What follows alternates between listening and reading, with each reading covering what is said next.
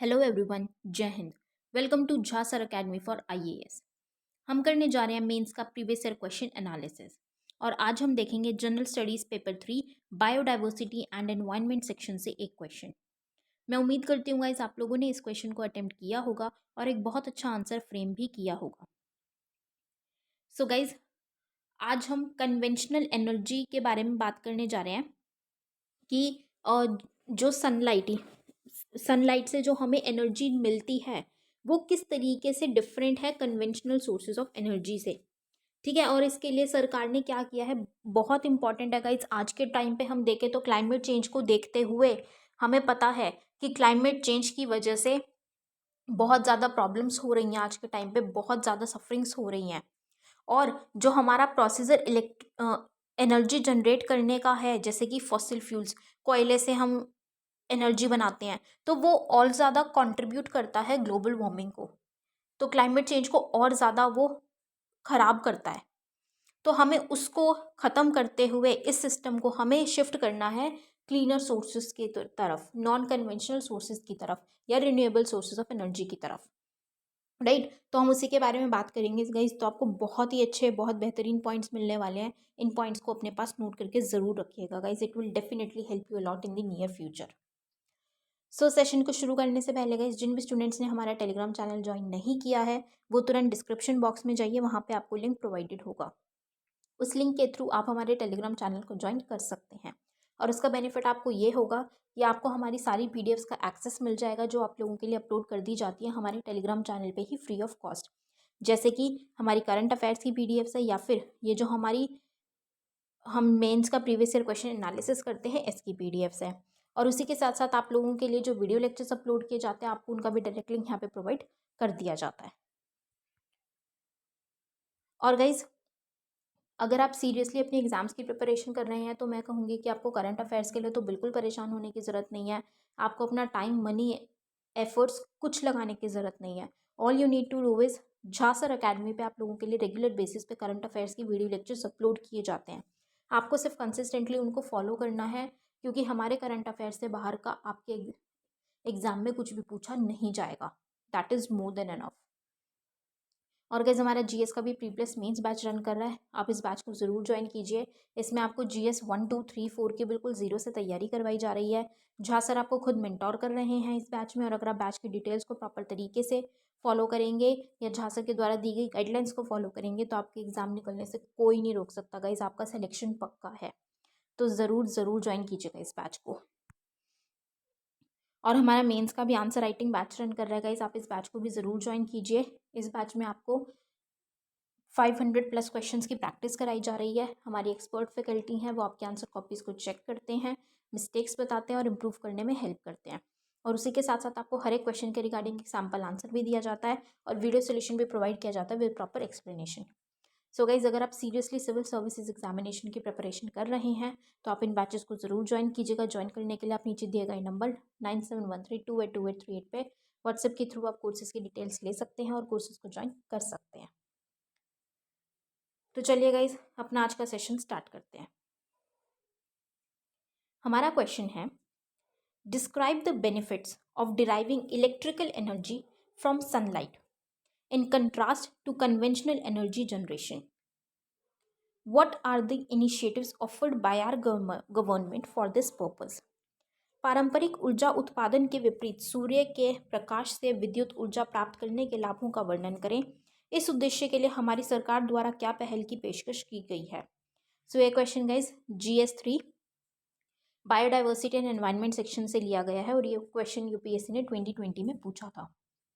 तो जब हम इस क्वेश्चन की बात करते हैं गाइज, तो इस क्वेश्चन में हमें क्या बोला गया है, हमें दो पार्ट में क्वेश्चन पूछा गया है। फर्स्ट पार्ट में हमसे क्या पूछा गया है कि जो कन्वेंशनल एनर्जी जनरेशन के सोर्सेज हैं जो हम यूज़ करते थे, मतलब पहले यूज़ करते थे या पारंपरिक तौर पे जो हम यूज़ करते हैं, ठीक है, उनसे जो आज के टाइम पे हम शिफ्ट कर रहे हैं कि हम सोलर पैनल्स लगा रहे हैं कि सनलाइट जो सनरेज हमें मिलती है हम उनसे एनर्जी बनाएं जो कि रिन्यूएबल भी है और जो कि क्लीनर भी है, मतलब वो पोल्यूटिंग नहीं है।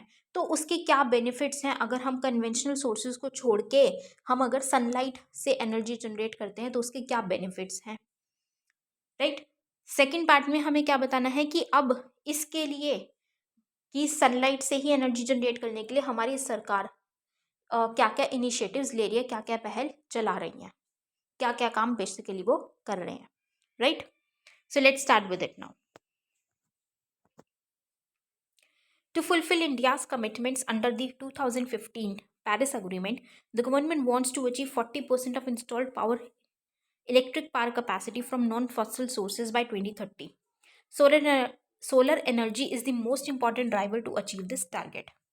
अब हम जानते हैं 2015 का पेरिस अग्रीमेंट है जिसमें हमें अपना जो कार्बन एमिशंस है हमें उसको कम करना है टिल कहाँ तक, प्री इंडस्ट्रियल लेवल पे जितना था वहाँ तक। ठीक है, तो उसमें क्या किया है इंडिया ने, अपना क्या टारगेट रखा है कि हमें 2030 तक हमें 40% हमारे पास ऐसी इंस्टॉल्ड कैपेसिटी होनी चाहिए, 40%, 40% ऐसा हो जो कि नॉन फॉसिल सोर्सेज से आए।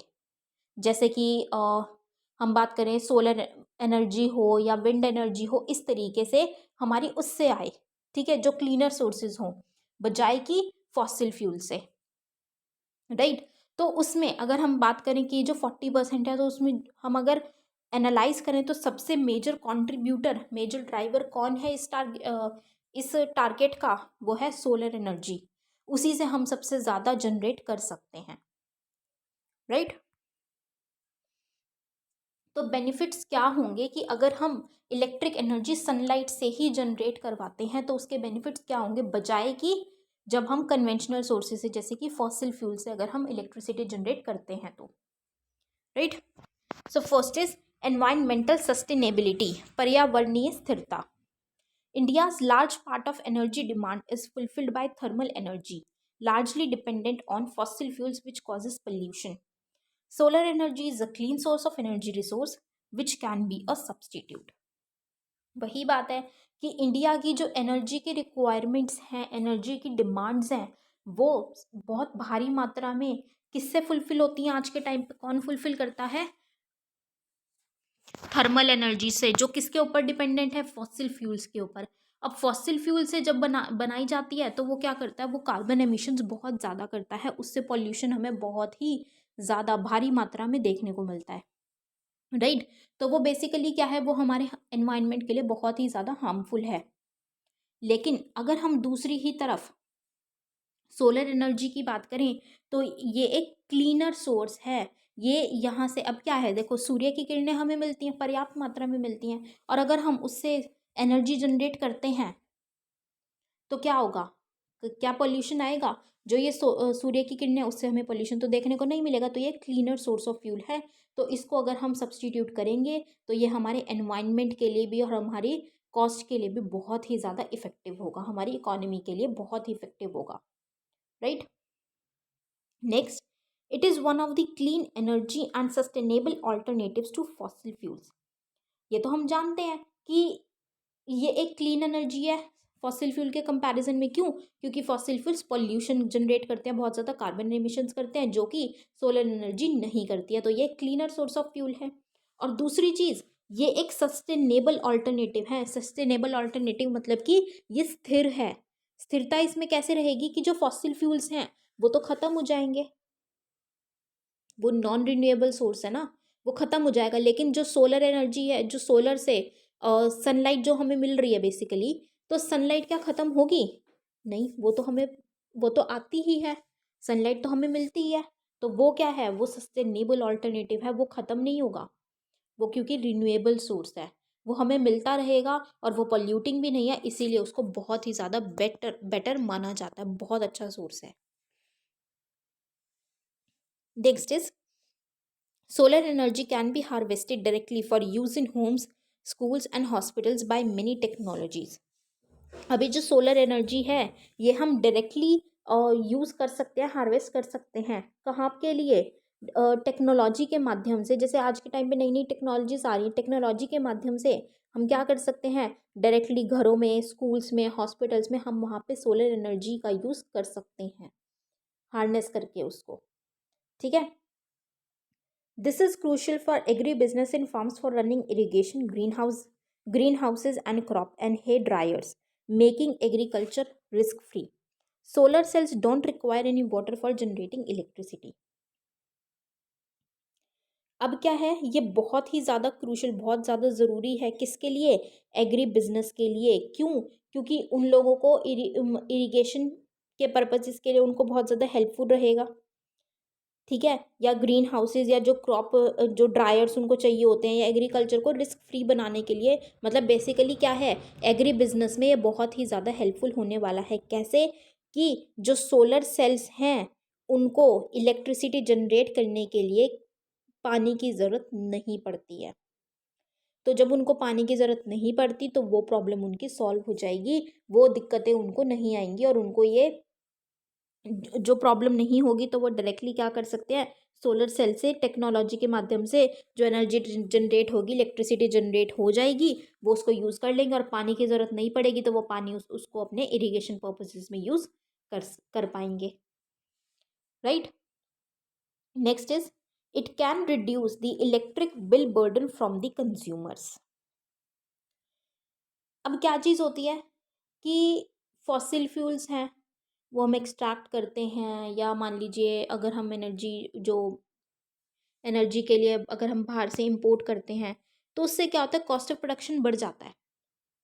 कॉस्ट ऑफ प्रोडक्शन बढ़ने की वजह से, और क्योंकि वो एनवायरनमेंट को भी हार्म कर रहा है तो एनवायरमेंटल कॉस्ट भी होती है। अब क्या होता है कि वो कंज्यूमर्स को बेसिकली क्या करता है कि इलेक्ट्रिसिटी महंगी पड़ती है, उनको ज़्यादा बिल पे करना पड़ता है, तो उनके ऊपर बिल बर्डन पड़ता ही है ज़्यादा। लेकिन जो सोलर एनर्जी है, एक बार पता है क्या खर्चा है, बस वो टेक्नोलॉजी लगाने का खर्चा है, कि वो जो सोलर पैनल्स हैं थोड़ा सा उनको लगाने का खर्चा है, सोलर ग्रिड्स को। एक बार अगर वो बन जाएंगी, टेक्नोलॉजी बन जाएगी, वो एक बार टेक्नोलॉजी लग जाएगी, तो उसके बाद कॉस्ट ऑफ प्रोडक्शन बहुत कम आ जाएगा और कंज्यूमर्स को बहुत कॉस्ट इफेक्टिव होने वाला है, और पूरी इकोनॉमी के लिए, हमारी पूरी कंट्री के लिए कॉस्ट इफेक्टिव होगा। क्यों? क्योंकि वो एनवायरनमेंट पे भी कॉस्ट नहीं आएगी, उसकी एनवायरनमेंट पे भी इफेक्ट नहीं होगा, और क्योंकि उसकी cost of production all together कम हो जाएगी, ना ही पानी की ज़रूरत पड़ती है, क्लीनर सोर्स है, सब कुछ इतना बेनिफिशियल है, तो कॉस्ट ऑफ प्रोडक्शन भी क्या हो जाती है उसकी, कम हो जाएगी, और कॉस्ट ऑफ प्रोडक्शन कम होने की वजह से कंज्यूमर्स के ऊपर से वो बर्डन कम हो जाएगा जो बिल का आज के टाइम पे वो फेस करते हैं, राइट। तो ये हमने क्या देखा, ये कुछ बेनिफिट्स थे जो हमें, अगर हम एनर्जी सनलाइट से हार्वेस्ट करते हैं, हार्नेस करते हैं, एनर्जी जनरेट करते हैं, उससे हमें देखने को मिलती है, इन बजाय कि जब हम कन्वेंशनल सोर्सेज से एनर्जी बनाते हैं तो जनरेट करते हैं, राइट। तो यह तो हमने देखे बेनिफिट्स। अब हम बात करेंगे गवर्नमेंट के इनिशिएटिव्स के बारे में, कि सरकार ने किस किस तरीके के इनिशिएटिव्स लिए हैं, ऐसी क्या पहल लेकर आए हैं, ताकि ये जो हमें सोलर एनर्जी देखने को मिल रही है इसको प्रॉपर तरीके से लाया जा सके, राइट। अभी जैसे हमने बात की कि सोलर एनर्जी हर मायने में अच्छी है, लेकिन बस क्या चीज़ है कि हमारे पास एक तो इसके लिए प्रॉपर टेक्नोलॉजी नहीं है, और दूसरा जो टेक्नोलॉजी अवेलेबल भी है वो बहुत ज़्यादा एक्सपेंसिव है, बहुत ज़्यादा महंगी है। तो बस उसकी प्रॉब्लम है, एक बार अगर वो टेक्नोलॉजी वो सेटअप हो जाएगा तो उसके बाद कोई प्रॉब्लम नहीं है। तो सरकार बहुत तरीके के इनिशिएटिव्स लेकर आई है इसको कारगर बनाने के लिए, तो अब हम उनकी बात करेंगे। First is national solar mission, राष्ट्रीय सौर mission. It was launched in 2010। It is one of the efforts in this direction to harness the country's estimated solar power potential of about 750 gigawatt solar power.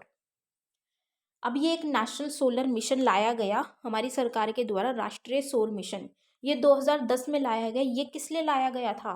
हमारी efforts को, हमारी मेहनत को कहाँ पे, हमारी अटेंशन कहाँ पे डालने के लिए, कि भाई हम सोलर एनर्जी की जो क्षमता है अराउंड, जो मानी जाती है कि सोलर एनर्जी जो हम हार्नेस कर सकते हैं, निकाल सकते हैं, सूरज की किरणों से, सनलाइट से जो सोलर एनर्जी हम ले सकते हैं, उसकी जो क्षमता है वो कुल मिला के 750 गीगावाट है। 750 गीगावाट के अराउंड है जो हम निकाल पाएंगे, तो कितना ज़्यादा बेनिफिट होने वाला है, कितनी ज़्यादा हमारी वो जो प्रॉब्लम है ना कि इलेक्ट्रिसिटी नहीं मिलती है, वो 24/7 हम इलेक्ट्रिसिटी दे भी पाएंगे अगर हम प्रॉपर तरीके से इनिशिएटिव्स लेके आएंगे, और सोलर एनर्जी के लिए। और दूसरा, जो हमें लास्ट माइल कनेक्टिविटी की प्रॉब्लम आती है, वो लास्ट माइल कनेक्टिविटी भी हम पहुंचा पाएंगे, ठीक है। तो उन्होंने क्या किया किस लिए लेकर आए थे नेशनल सोलर मिशन, कि भाई जो सोलर एनर्जी की पोटेंशियल है, जितना हम उससे जनरेट कर सकते हैं उसकी पावर से, वो हम जनरेट कर पाएँ, उसकी तरफ ध्यान केंद्रित करने के लिए नेशनल सोलर मिशन लाया गया हमारी भारतीय सरकार द्वारा। नेक्स्ट लाया गया प्रधानमंत्री किसान ऊर्जा सुरक्षा एवं उत्थान महाभियान। ये है पीएम कुसुम योजना।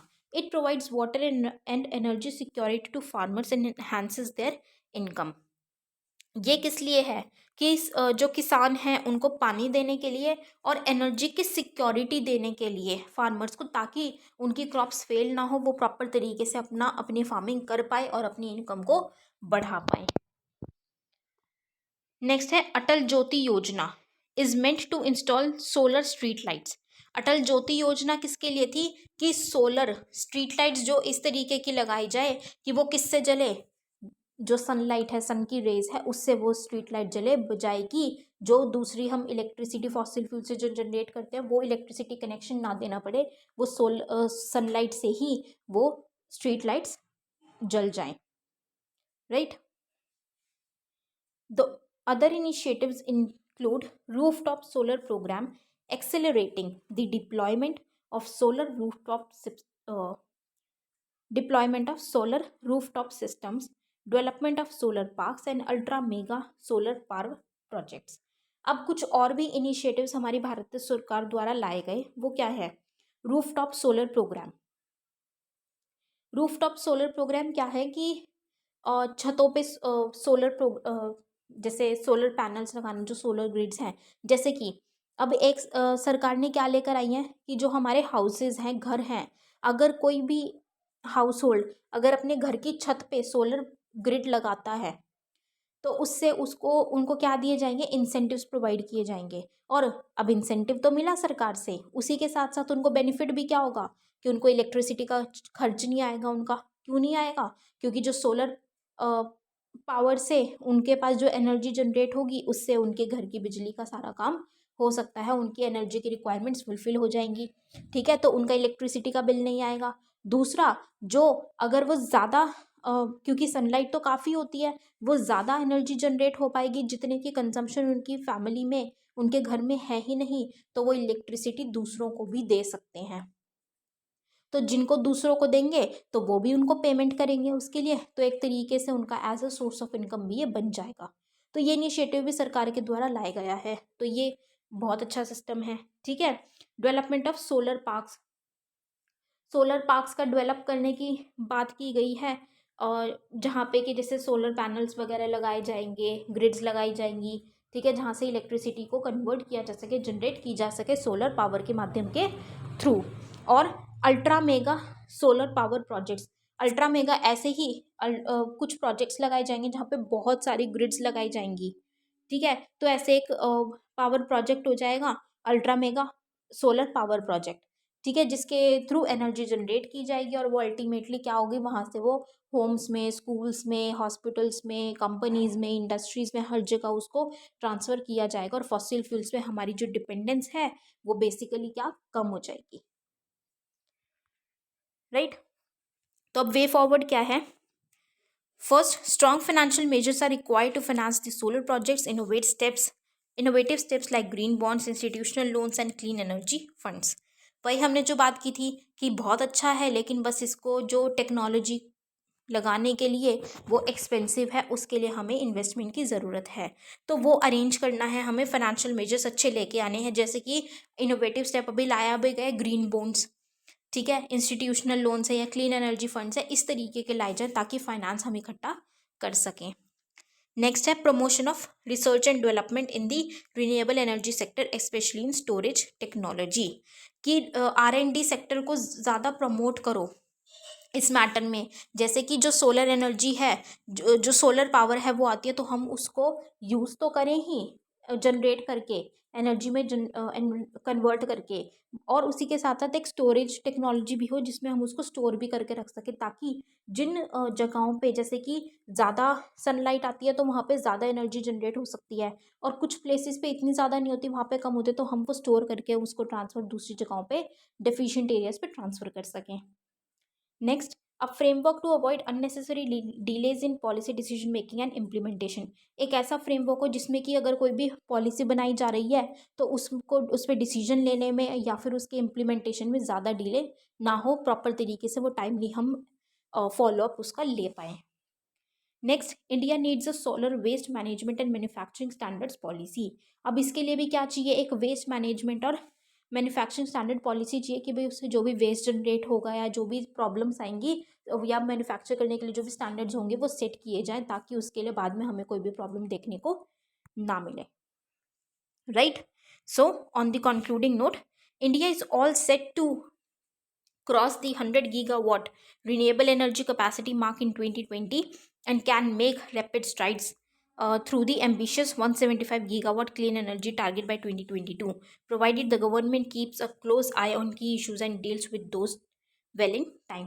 तो अब क्या हो रहा है, जो सोलर एनर्जी पर टारगेट्स लगाए जा रहे हैं तो उनको हमारी सरकार फुलफ़िल करती जा रही है, हम फुलफ़िल करते ही जा रहे हैं उसको और अपने नए नए टारगेट सेटअप करते जा रहे हैं हम, और बहुत अच्छा हम इस चीज़ में कर रहे हैं। हमारी सरकार बहुत अच्छे से उस पर काम कर रही है, आगे हम बढ़ते जा रहे हैं और एक दिन दिस विल अचीव, और हम सस्टेनेबल डेवलपमेंट गोल जो है हमारा इंक्लूसिव एनर्जी का, वो भी सस्टेनेबल डेवलपमेंट गोल 7, हम वो भी अचीव कर पाएंगे और 2030 से पहले ही हम उसको अचीव कर पाने में सक्षम होंगे, अगर हम इसी पेस पे बढ़ते रहेंगे जिस पेस पे आज हम बढ़ रहे हैं सोलर एनर्जी या रिन्यूएबल एनर्जी जनरेट करने में, right. So this was all for this question guys. I hope you all have like this analysis. अपना फीडबैक है हमारे साथ कॉमेंट सेक्शन में ज़रूर शेयर कीजिएगा। So with this we end up this session today here guys. Thank you so much, have a great day ahead. जय हिंद।